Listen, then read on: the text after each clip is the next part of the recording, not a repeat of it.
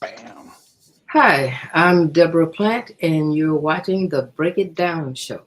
I love it when these things happen. The show has been around for so long, and I've met so many amazing people. These things tend to tie together. So first off, we have Professor Plant, and we have Dr. Professor Richard Ledet, who told me just a second ago not to call him that. So I had to start the episode with that. What's amazing about this episode is Rich and I have done work with the Prison Chronicles talking about prison and what happens when someone commits a murder and rehabilitates and gets out. And so there's a lot of research we've done on that. But Rich himself has gone with his fancy PhD brain and gone into prisons and looked to understand the prison system. So there's a lot of expertise there. And then our actual guest today, Deborah has gone in and done work. So I'm going to put links to her book. You guys can get this, and I'm going to get out of the way and let Rich and Deborah have most of this conversation. And I'm mostly going to be the layperson who sits back in the background and lets these two have an amazing conversation. So you guys should enjoy this challenging conversation because we're about to get real about a lot of facts about our prison system, who gets ensnared into it. And I guess with that, I'm going to let Deborah have the floor. Deborah? Well, I can't say that I have the background that Rich is it Yes, ma'am. that Rich has.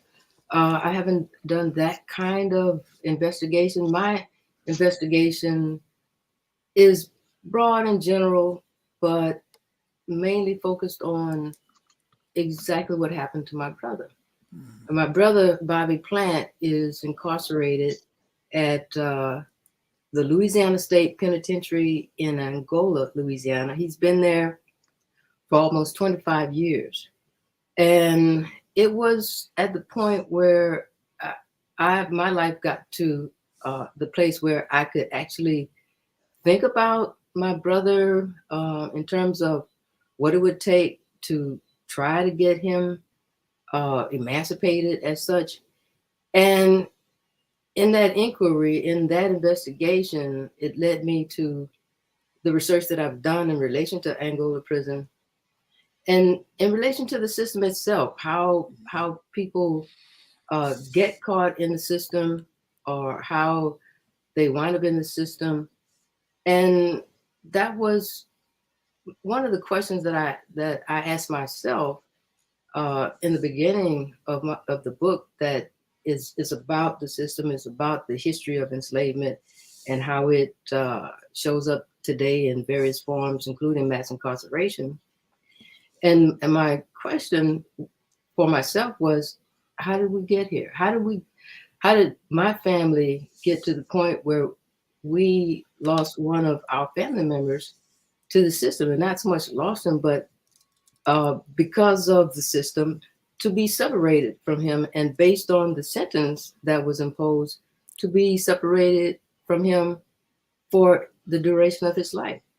And so that began my investigation into this realm of mass incarceration and contemporary forms of enslavement.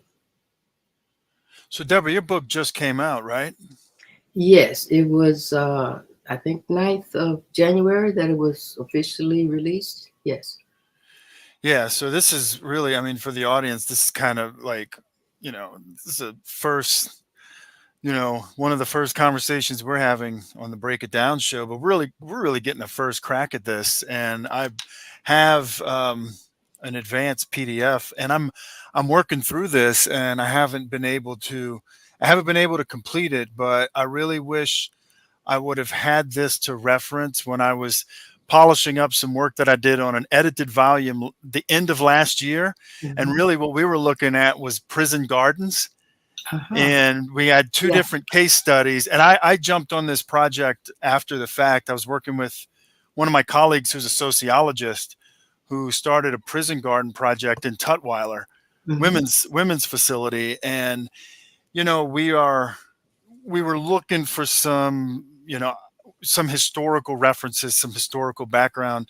And I think your book kind of has that historical context that we're definitely going to have to reference as we move forward with more work. Mhm. the project seems to be spreading to a few other facilities, prison gardening projects, but we want the reader to make sure that we're not involving ourselves in, the type of prison labor and forced Mhm. labor Right. that I believe you get into a little bit, at least just in the portions that I've read. But I appreciate you kind of taking us back to the history and drawing that through line to what your brother's experienced. So that case study though of your brother's really, really powerful, because it's not just your brother. Right. I mean, this is hundreds of thousands of people, white, black, brown, but mostly poor, as That's it right. turns out, That's right. across the prison, across the carceral system in the United States. So, I mean, less a question, but just more of my opening long-winded remarks. But that historical context is there. But you were an English professor, right? That's right. Initially, and toward the end, yeah, Mhm. I started out in English department. I went into an Africana Studies department, and before I was consider myself complete with academia, I went back to an English department. Yes. Mhm. But that's really given you the ability to help tell the story. I mean, uh, I know English professors. I mean, professors tend to specialize in, Africana studies. I think from what I'm reading from your bios that I'm piecing together. That's right. But that still lets you tap into the historical record and tell some of those stories. I mean, and in the interest of full disclosure, some people in the audience know me. I'm trained as an American comparativist Hmm. who studies primarily religion and politics. My entrance into the prison system was really for because I work with survey research, and the Alabama Department of Corrections needed someone to go into the men's facilities and conduct a survey to try to give us a baseline assessment on some sexual assault issues and some personal violence issues. Yes. So my background as a survey researcher was my entry into prison studies. I never thought that I would be studying anything in the criminal justice system. That's not what I was trained to do. Hmm. But that was in 2018, and it's what I saw when I visited these men's facilities. Really kind of compelled me, not just as a scholar, Hmm. but also as a citizen. Yes. There's some serious problems with our carceral system in the United Mhm. States, and as an educator, I am convinced that it takes a bit more knowledge than the public actually has for us to start to try to have some of the solid conversations we need to have as a body of citizens Hmm. to. And I'm going to go ahead and say early on in the show, we got to hold lawmakers accountable, because it's Yes. lawmakers who are ultimately responsible for making these changes That's right. in the carceral system. So again, not a question, just some opening statements, but how does, maybe what are some of your thoughts on, like, the current prison system, and then maybe start to tell us a little bit more about your brother's story. So I like that. Let's big and broad, Hmm. and Yes, then it is. let's take it to the personal.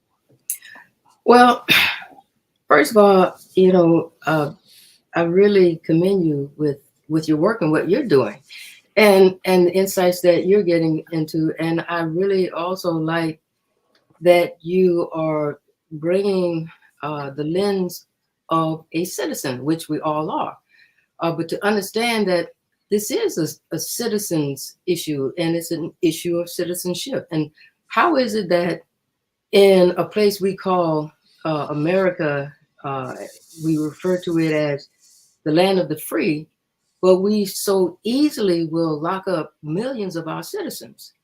Um, Over 2.5 million American citizens are locked up. Over 200,000 of them are doing what what's referenced or called life sentences, right? And life means anywhere from a combination of years that have been imposed or the duration of, a single sentence for someone's entire life. And there are thousands who have been given these extreme sentences, and this is done so easily, and quite often it is done through corruption. And what I mean by corruption, you say we need to hold lawmakers accountable, and you're absolutely right. And this is what attorneys like Alec Karakasanis talks. He talks about that in Usual Punishment or Usual Cruelty, and he talks about how attorneys are complicit in this mass incarceration system, which he refers to as a criminal punishment system, the criminal injustice system. And so, in relation to my brother was he came into the crosshairs of this system by virtue of the fact that he had committed battery.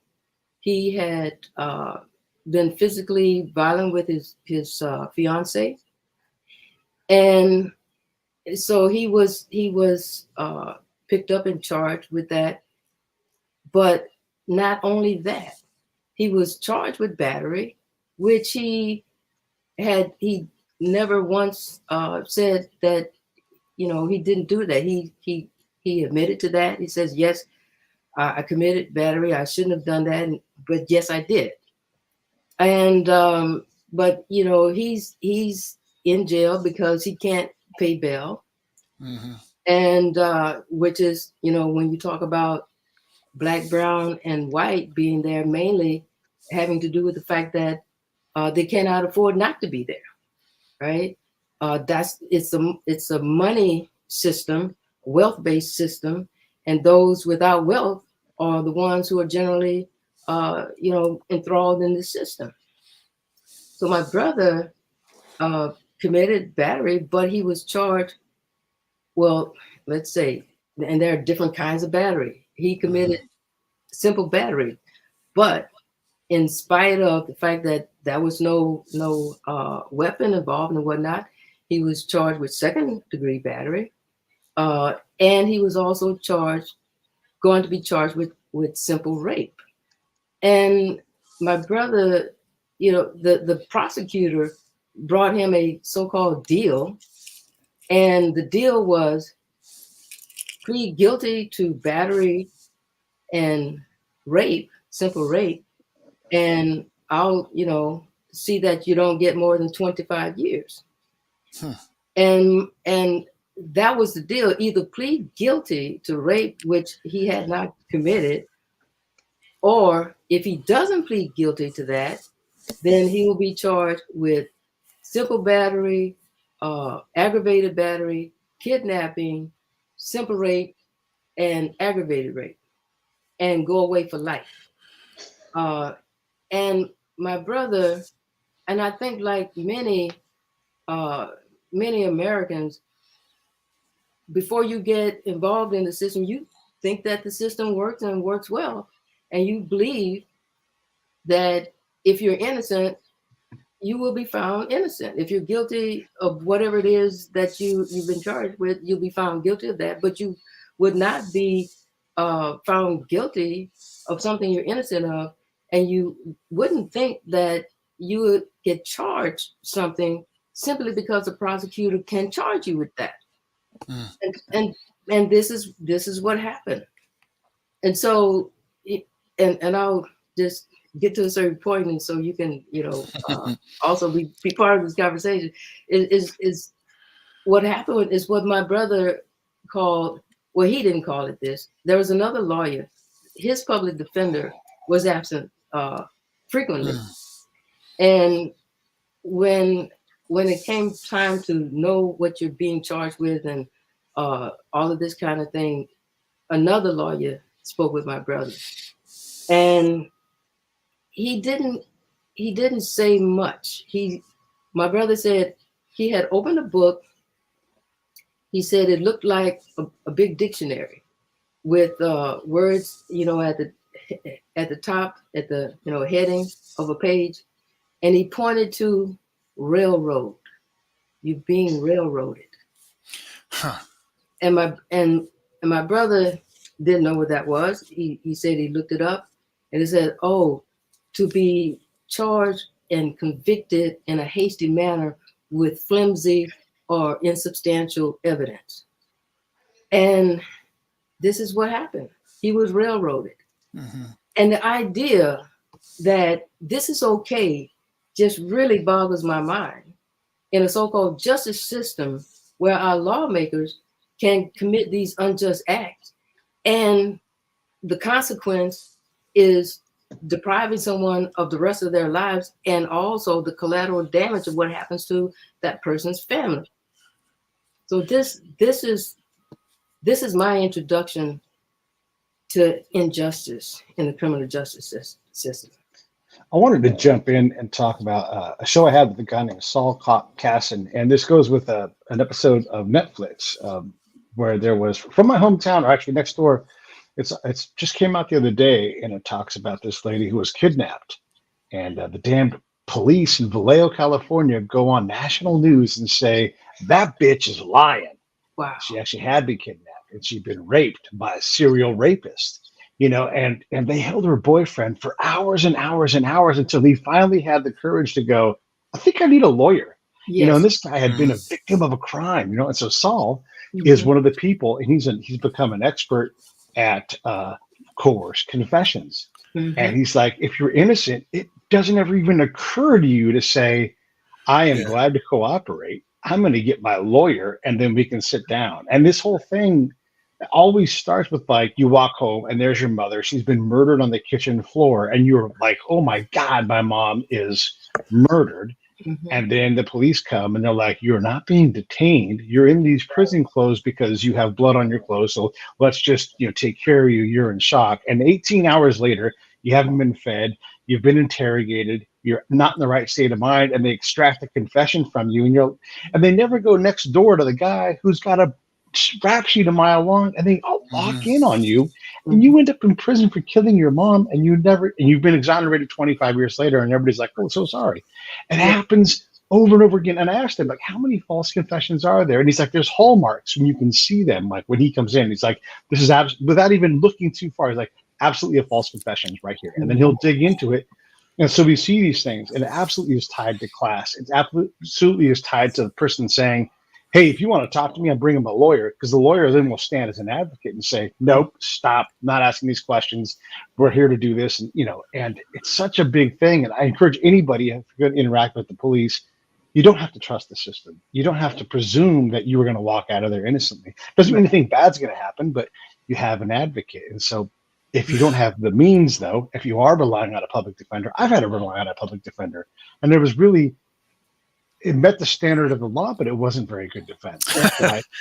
And so it's all of this stuff, no matter what color your skin is, if you're relying on a public defender, you're relying on someone who's overworked, who's shopping out work to other people who are all doing their best. But it's just, they're not a lawyer, they're a program manager. And it's just, they're all overwhelmed by a system that isn't designed to do anything except for get you through the system as fast as they can, reduce the charge to the lowest charge possible, not to get you off, and then we get you through the system fast, and that's it. And I watched people, when I went through the court system, where they would say, I don't know, probably lost your work. Either way, 3 years, suspended sentence, 18 months extra probation. And I'm like, so I knew because of the level of education I have, I'm like, I'm going to walk every single piece of paperwork through, double stamp. I keep a record because I don't trust all y'all at all. That's right. And if you don't take that kind of care going through the legal system and protect yourself at every turn, they'll throw you in jail. Yeah. Well, but what happened to Deborah's brother, Pete, and what happened to you in the way you tell these stories, the thing that I'm realizing is that there's a key component to this, well, there's several components from the individual perspective. And the first of all is there's an education going into this. You have knowledge of the system. You know, you also, like you're talking about faith that people have in the system. And I absolutely agree. But think about the person whose knowledge of the prison, of the justice system comes largely from what they see on TV. Yeah. Right. They may have a little bit of knowledge of the process, but is it accurate knowledge? But what about the person who's never even bothered to watch an episode of Law and Order? Yeah. Just to throw it out there as an example, right? So that knowledge level going into any interaction you're going to have with the police officer speaks volumes about what's going to happen to you once you're in. And the thing about knowledge and education, we know it's not evenly distributed, not just across racial and income categories, but also geographically, you know. And that also takes me to the other point about talking about public defenders. Those public defenders each have their own area of expertise within the law, and they might be able to multitask and they might be cross-trained, but that public defender might only be as good as their caseload and the resources that are made available to them. I mean, to do research, right? To do the legal prep work that they have to do before they even get to the courtroom, right? And I think there's an incentive from the public defender's perspective. And again, just full disclosure, I am not a judicial scholar, right? But I do teach state and local politics. And one thing we know is that the judicial systems vary all the way down to the county seat, right? So the kind of treatment that you're going to get, to a great extent, it is dependent on who you are, what you look like, how much money you don't have in your pocket, but also where you are.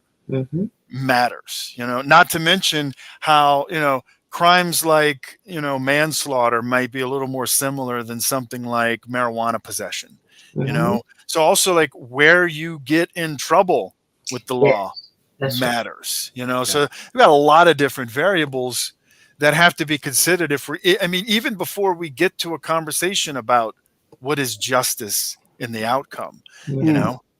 Can I say one other thing that matters? And this does not make any sense unless you are a Turner or a Williams or a Zevon. After all of the lawyers go through, and after all of the interpreter cases go through, and after all of the A's start, and then the lawyers come back through, and then the cases come back through, and then you go to the G's and the L's and the M's and N's, and then by the end of the damn day, they get to the T's and the R's, you know, and honestly, the plants, right? Everybody is fed the fuck up, and they've heard all of the excuse. I swear to God, you can see the fatigue and the anger, and all of the grace has left the building. And legitimately, I bet your brother would say, I bet he would agree. He's like, by the time it got to me, there were no good feelings left. Because by the time you get to P, everything has happened. I promise you. I bet next time you talk to your brother, you should ask him if by having a letter in the latter half of the alphabet, if it impacted his case negatively. I'm almost sure it does. Well, I don't know so much about that letter in terms of, I understand what you're saying.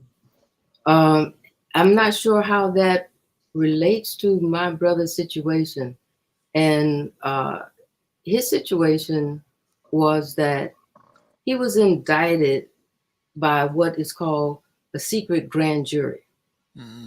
Okay. And that meant that when his case went to court, he didn't even know about it. And with a secret grand jury, the way it's set up, only the prosecutor gets to talk with the jury. And so the jury will decide whether or not a case will go forward, and whether or not the prosecutor has, you know, basically presented a case that ought to go forward. But there's only the prosecutor talking to the jury. My brother's not there. His public defender lawyer is not there. And generally, this is allowed when we're talking about a secret grand jury. So here again, you know, a system is set up where something is being decided for or against you, and you're not even there. My brother learned about his indictment from someone who was in the same jail he was being held in, who had read it in a newspaper. So he you know, this person that spoke with him, he said, "Man, you're in the paper, and you've been your case has been sent forward by a grand jury." You're going like, what? He had no clue. So here's another way that the system, once it gets you, it keeps you confounded about what's even going on in relation to your own case. You know, that's a really good point, because what you're talking about is the amount of knowledge, again, that a particular inmate has regarding their case. Because when I was one of the findings in the research that I did, I made observations in 4 different men's facilities in Alabama, interviewed about 1,700 inmates about sexual safety and sexual violence. And as it turns out, there was one variable that was consistently related to feelings of more safety, right? So in my work, I use the perception-based indicator, like essentially like how safe do you feel, right? And the more an inmate knew about the thing that I was studying, the policy I was studying was the Prison Rape Elimination Act, signed in law 2003 by George W. Bush.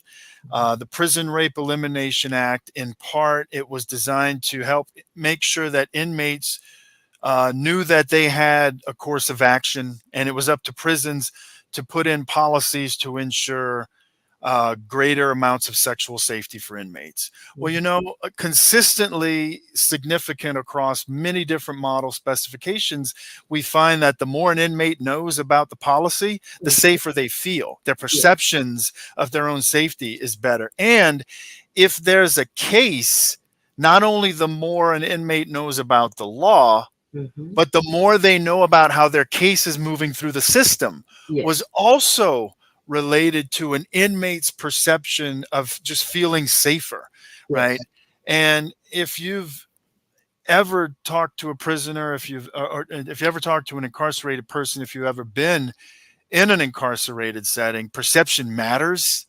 And these are very violent places, not just because violence can erupt at any minute, but also everyone is on edge all the time because they are waiting for something to happen, you know? And I think one reason why this kind of makes sense to someone like Pete and myself is we've been in combat situations where it's kind of the same. You're on edge all the time, you know, but just to know that there's evidence that the more a person knows, the better they feel.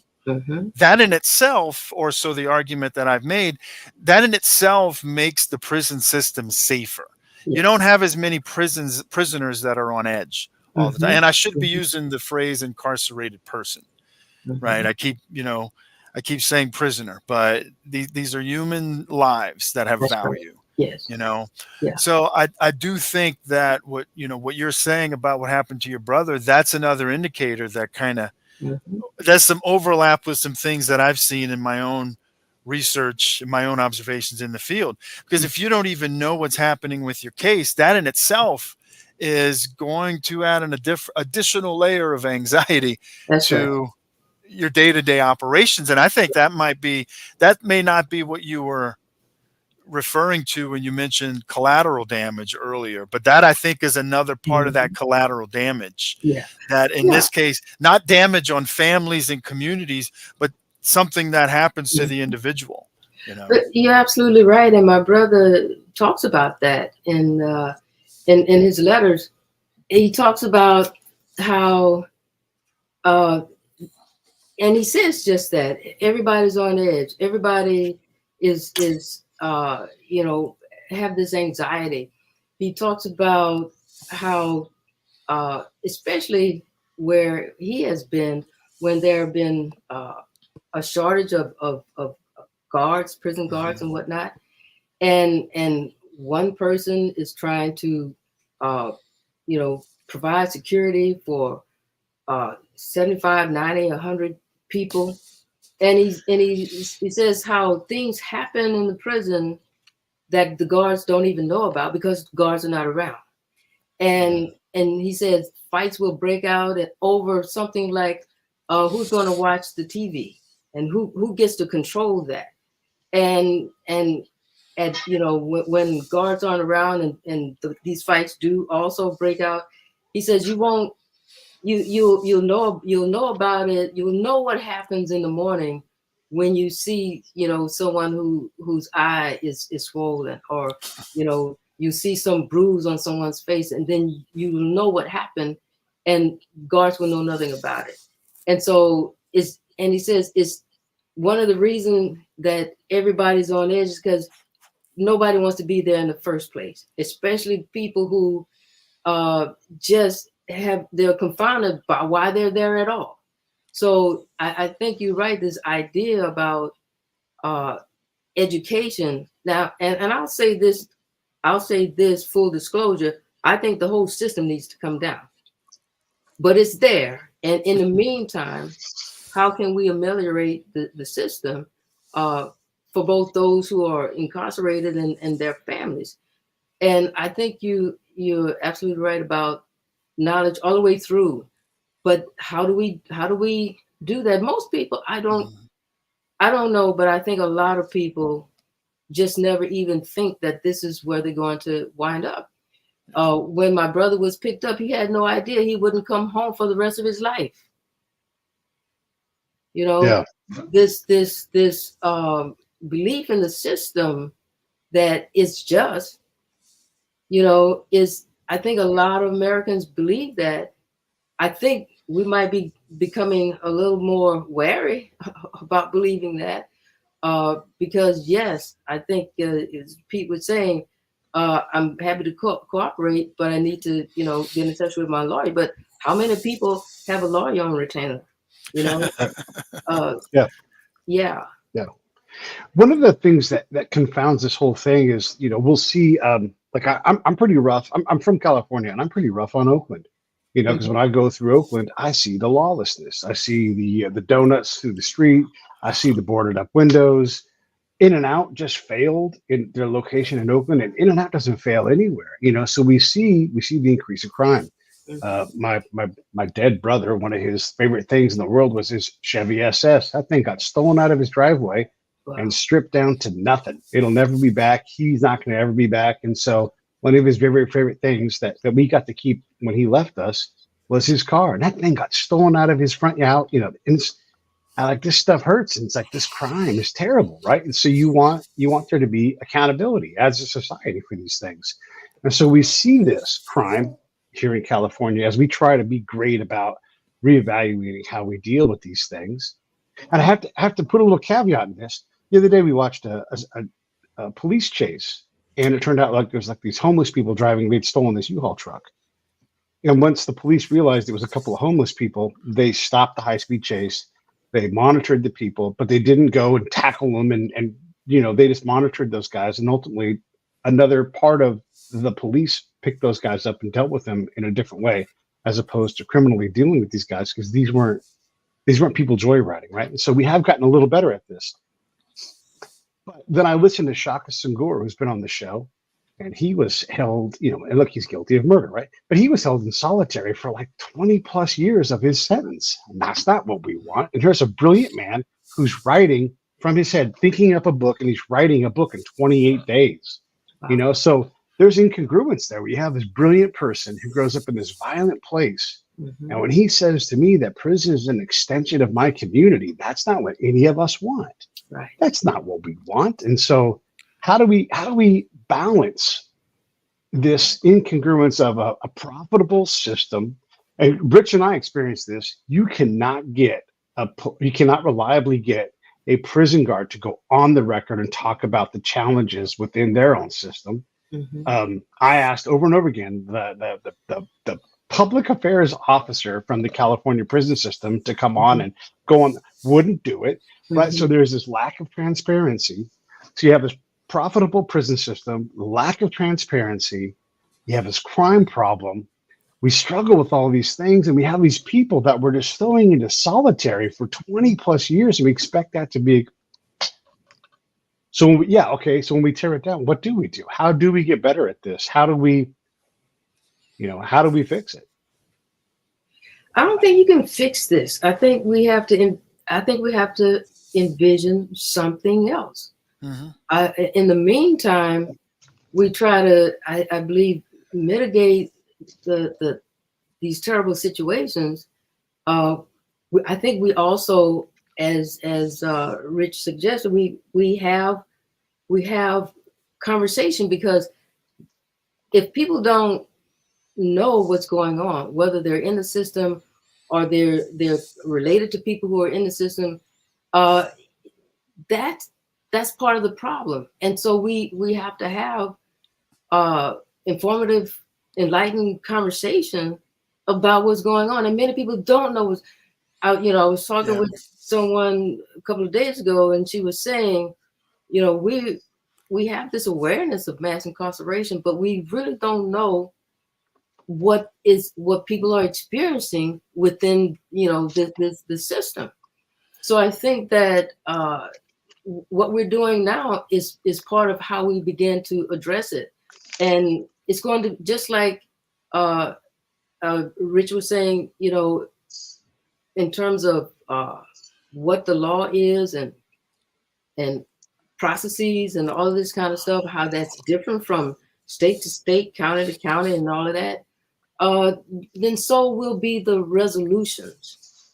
There won't be any one thing, but I think people in their communities probably already know what would be alternatives to what we have, and it's to have those conversations with community oriented people who are in touch with what's going on and what it is that a community will want in response to infractions of law and that kind of thing. For our police force, our prison system, jail system, and those who run it, to have the authority to just willy-nilly lock up American citizens whenever they want to, for as long as they want to, it's just not okay. It's just not. And accountability, there are so many organizations that are dealing with this already. And it's like, how do we form some kind of a coalition and a kind of concerted move toward having accountability and having those in the so-called justice system to actually show up as just players? They're not being just. They're not being fair. And it's whether we're talking about prosecutors, public defenders, judges, and even to a certain extent, the jury who quite often will just be under the spell of a prosecutor. And you're talking about a grand jury where only the prosecutor gets to talk to the jury. It's kind of hard to say that, the system of lawyers and who they produce, whether prosecutors or judges or what have you, is like they have to be accountable. How do we get them to be accountable and to actually honor the oath that they take, to become attorneys? I mean, how is it that they get to just defile the whole system? Through my research, I learned that prosecutors are permitted to lie. But if you're a defendant, it's called perjury. I mean, what's that about? Yeah. How about when you extract a false confession, there's no penalty against you. Right. And then they never go and when they know they've put the wrong person in jail, whether they got it wrong or not, they never go find the right person. They never go get that person. Saul Kassan was talking about this with when they extract these false confessions, like there should be a federal law where if you lie to someone and you're Yes. a police official, like if you're so in this great Netflix thing, the FBI person runs this kid through the lie detector test. Remember, this kid's a victim of a crime. His girlfriend gets kidnapped out of their bed, right? Yes. And the FBI goes, "You failed this lie detector test so bad," and he's trying to turn him into a murderer, right? Yes. And he's like, "Make that a crime right there. If you lie Yes. to this person, that's a crime." And so, like, that would be a start. Like, stop lying to people. Stop Yes. deceiving people. Well, that could be a way to maybe restore people's faith in the legitimacy of the system. To actually levy some sort of punishment. Who watches the watchers? Kind of approach. Exactly. But I think Deborah, you just Wait, said. let me do one thing real quick before you say what you're going to say, Rich. I want you to say that. Hold that thought. Everybody go get Deborah's book. It's right here. See the link right here? It's in the remarks. Go get this book. It's called Of Greed and Glory. It's fantastic. It's going to teach you a lot about her brother's experience, and go get it. You'll learn a lot. Get it on Audible. There's the link. Everybody go get it. You know what I always say? Buy two and buddy read it and learn something and understand. Look, our justice system can definitely improve. You guys have heard me and Rich talk about this in the past. Definitely go get this book. All right, Rich, continue. No, I wanted to go back to what Deborah was saying about the conversation I think needs to shift to alternatives, right? If we're going to start to, and I totally. I'm not a full scale abolitionist, but I also would love to live in a time period where we have abolished this system, right? Politically, that kind of thing really seems like it's pretty far down the road. But that said, how do we mitigate some of the damage that we know is already happening? And I think one thing to do would be, and Deborah was hitting on this, is like we need to start discussing alternatives to the system, but I do think that's made more difficult, and that's more of a challenge because the prison is something, and the prison system is something that for most Americans it's way over there. Right. They may drive by the prison on the way to work and see the sign that says "Do not pick up hitchhikers." How many people even know someone who is incarcerated? How many people have even been in the system? And we're talking about now a more narrow subset of the body of citizens, right? So it takes, it's going to take more than just people like us having this conversation. It's going to take more than, English professors writing about it, historians telling us what has happened historically. Anthropologists study this stuff. As a political scientist, I'm looking at the policy, right? But policy's not just a thing that happens, right? There's a process by which there are a lot of inputs that lead to the policy output and the actual law, but then there are outcomes that come with that policy, right? So I think it's just too easy for, most American citizens to just think of this as, well, that's a law enforcement problem. I don't have to worry about it. I'm not in the system, So this is where the burden is placed. I think I'm going to put the burden right back on the political class, because it's the political class that kind of keeps the status quo, and we keep the same incarceration system. We keep the same focus on, retribution instead of rehabilitation, so that's what, and that's what was kind of having a little atom bombs exploding in my head as Deborah was just talking. There needs to be really a full scale shift in the way we frame this conversation. And instead of looking at the status quo, maybe as a body of citizens, we need to be looking at the maxim of abolition, because clearly though, there are some people who are social deviants. There are some people who will not abide by society's rules and laws. Can a Jeffrey Dahmer be rehabilitated? I don't know that, right? But I do know that, and especially some of the issues that Deborah's raising in her book, we are locking up people for the entirety of their lives, right? You're stripping someone away from their family, you're stripping someone away from their community.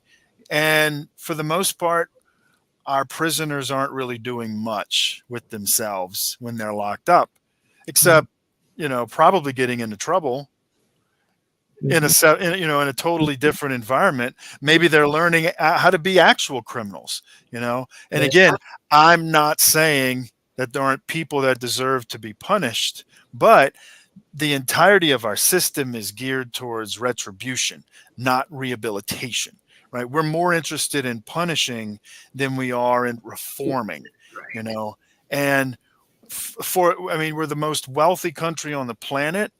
And we know if you got money, you tend to get away with stuff, So there's kind of, how do we deal with this? Education. We need to shift the focus of the conversation, but I don't know how to get more people involved in this conversation as it is. And that's something I struggle with as well.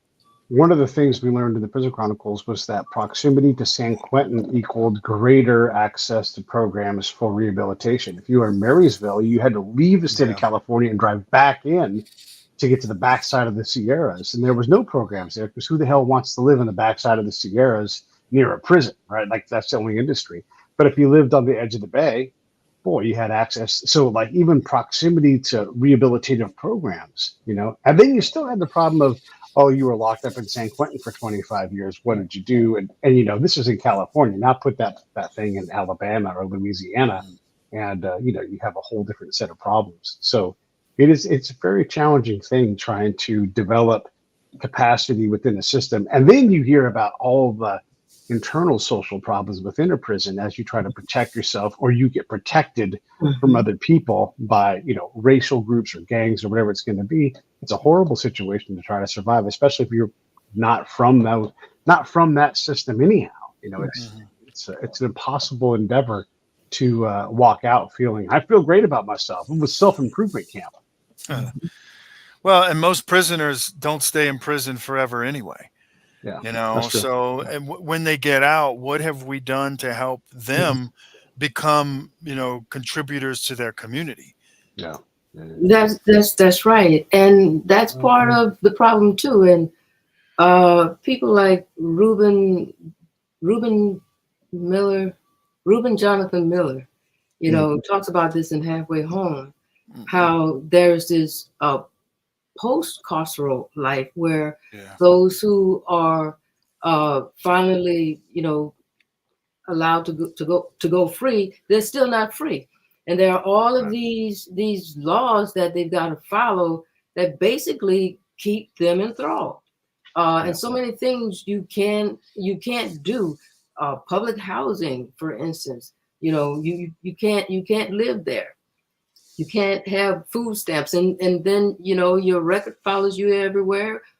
What kind of a job? I mean, the system that put them there continues to keep them enthralled in one way or another, so that it becomes just almost impossible to really live the kind of life that you want to live.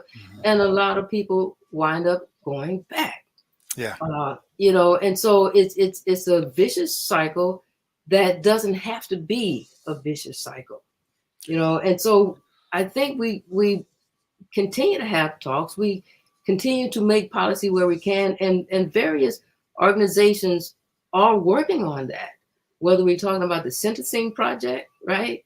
Or we're talking about the Southern Poverty Law Center. We're talking about the NAACP. We're talking about Equal Justice Initiative. There are organizations that are on this. And it's just that the problem is so huge. It seems like nothing can be done and nothing ever will be done, but something is being done all the time.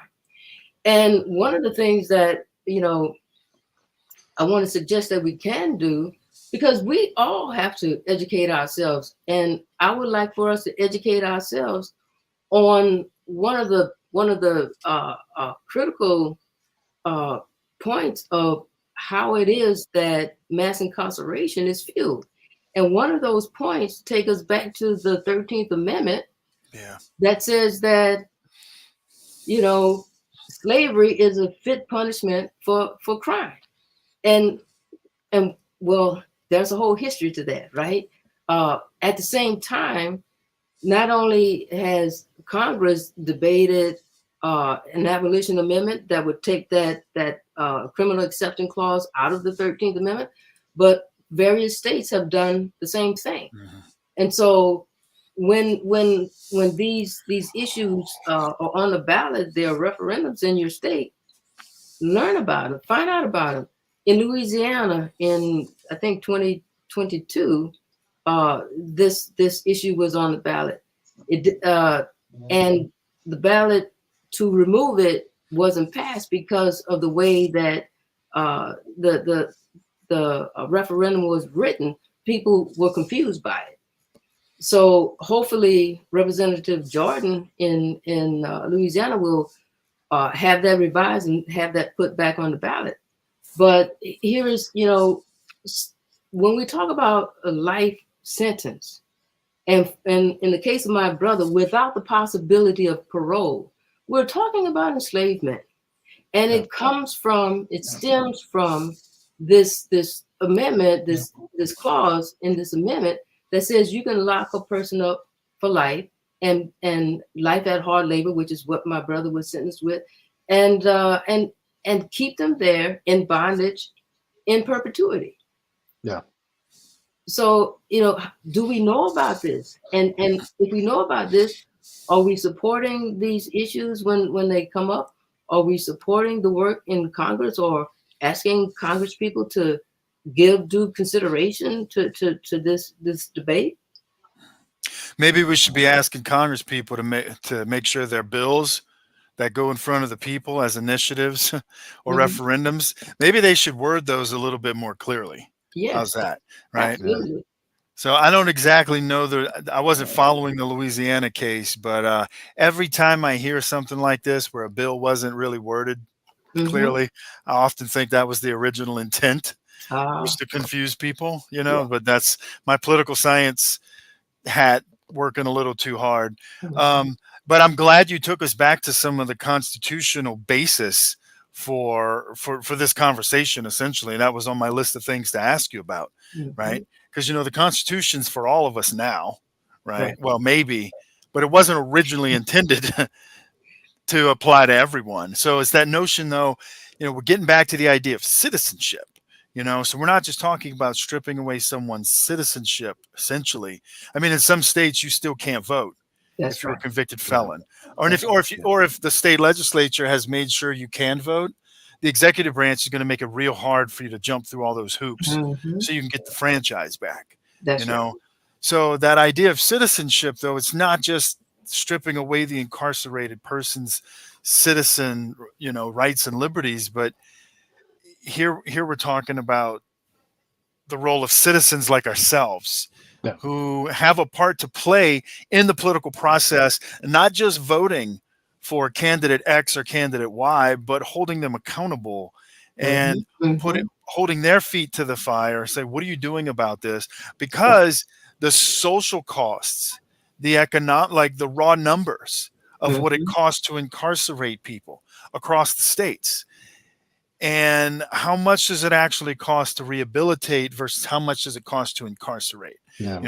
But this is also where the burden to some extent is placed on citizens. We need to take our responsibility seriously to our fellow citizens if we even want to start. And I'll go back to, maybe we need to start changing the way we're talking about this in our social circles, in our social groups, in our churches, in our fraternal organizations, not just when we're deciding who to give money to for charitable donations, in terms of somebody who might be working on the problem, right? We can change the way we talk about this issue because the United States sets itself apart. We are certainly exceptional in our ability to incarcerate and refuse to rehabilitate, right? I'm not saying there aren't social ills that need to be dealt with, but at the same time, how many issues do we incarcerate people for instead of looking at, maybe it's a mental health issue, maybe it's not a criminal matter, right? But things automatically, we tend to, escalate things to a criminal matter when we may be dealing with, something that could use some mental health treatment instead of some criminal treatment. That's right. I have pushed the Audible button on my side, and I have purchased this book to listen on Audible. I think you all should too. I mean, we could all learn from this. One of the things that I know for sure from my time talking about this whole mess of things, and I get to have a lot of these kind of conversations, is that the next time some judge goes crawfish on the DA's deal and throws the book at somebody, it won't be the first, won't be the last. Mm-hmm. And when you look, we're not forgiving bad behavior. We always have to say that, right?